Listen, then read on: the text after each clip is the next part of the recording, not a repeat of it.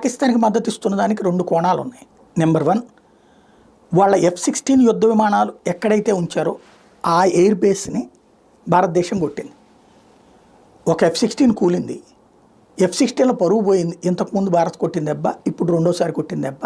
మూడోది, వాళ్ళ బేస్ మీద కొట్టిన దెబ్బతో ఎన్ని F-16 కూలినాయో తెలియదు, నాశనమైనయో తెలియదు, ధ్వంసమైనయో తెలియదు. అది చెక్ చేసుకోవాలి. రెండవది, నర్గోడా దగ్గర మనం కొట్టింది వాళ్ళ అణుస్థావరానికి సంబంధించినటువంటి ముఖద్వారం దగ్గర అణుస్థావరాన్ని ధ్వంసం చేయాలి. బట్ దాని ఇంపాక్ట్ ఎట్లా ఉంటుందో చెక్ చేసుకోవాలి. ఇది రెండవది. మూడోది వచ్చేటప్పటికి భారత శక్తి ఇట్లా ఎదుగుతూ ఉంటే కనుక అమెరికాకి భయం. ఎందుకంటే దాని మీద ఆధారపడే బలమైనటువంటి మిత్రుడు కావాలి, కానీ స్వతంత్రంగా ఎదిగే మిత్రుడు కాకూడదు. ఇజ్రాయెల్కి భారత్తో అమెరికాకి ఇదే సమస్య. స్వతంత్ర భావాలు ఉంటాయి, సొంతగా ఎదుగుతుంటారు. అమెరికా